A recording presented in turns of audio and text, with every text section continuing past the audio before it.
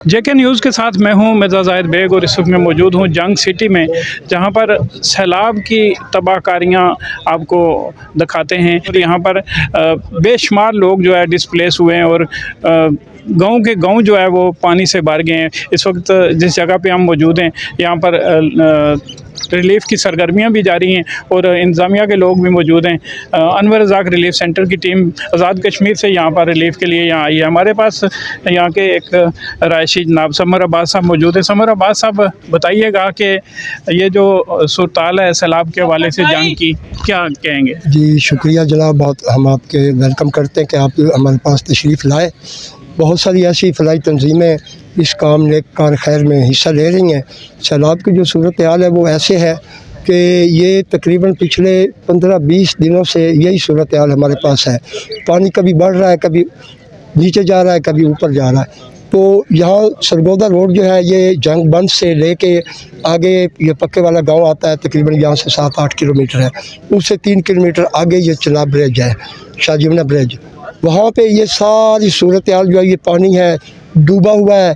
5-5 foot 6-6 foot यहाँ पे वो सड़कें डूब चुकी हैं। यहाँ पर आप देख रहे होंगे कि यहाँ पर रिलीफ़ का सामान जा रहा है और इस वक्त 1122 के लोग जो है वो बोट पे रवाना हो रहे हैं। जिस तरह के समर अब्बास साहब ने बताया कि यहाँ पर जो गांव डूबे हैं उनमें सिर्फ एक दो लोग जो है उनमें बाकी हैं, बाकी लोगों को रेस्क्यू कर लिया गया। लेकिन हम साहब, मौजूदा सूरत-ए-हाल आपने देखी, क्या महसूस करते हैं? मिर्ज़ा ज़ाहिद बेग साहब, आपका जेके न्यूज़ का बहुत शुक्रिया अदा करता हूँ। अनवर रज़ाक रिलीफ़ सेंटर ने यहाँ इमदादी सरगर्मियों में अपना हिस्सा डालने के लिए हमारी ड्यूटी लगाई। अल्हम्दुलिल्लाह हम जब यहाँ पहुँचे तो जो सूरत हाल हमने देखी वो इंतहाई ख़राब सूरत हाल देखी।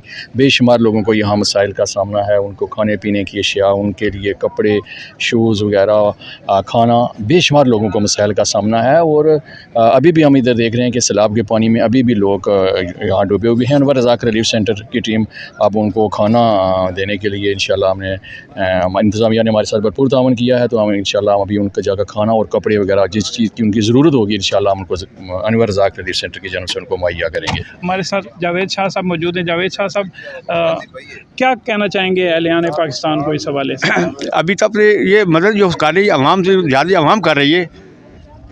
जो सरकारी राशन है वो भी थोड़ा तकसीम हो रहा है, ज़्यादा आम राशन तकसीम हो रहा है।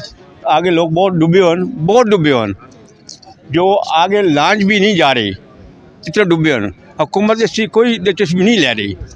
अगर कोई रास्ता हुकूमत जानता है तो 4-5 थैले जान दे, उससे 150-200 बंदा होता है, लोग शेर पाट जाए।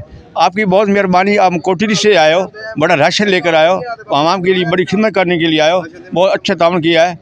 हम इस लांच में रखेंगे, आगे जितरान पिंड जाएंगे, अतवाड़े जाएंगे, 2-3 पिंड उसमें तकसीम करेंगे। आपको बहुत अल्लाह। जी नाज़रीन, सैलाब से तबाह हाल लोगों की खिदमत के लिए हम अहलियान पाकिस्तान से ये गुजारिश करेंगे कि ज़िला जंग जो है वो शदीद मुतासर है। इनकी इमदाद के लिए आप जंग का रुख करें। मिर्ज़ा ज़ाहिद बेग को जेके न्यूज़ के साथ इजाज़त दीजिए।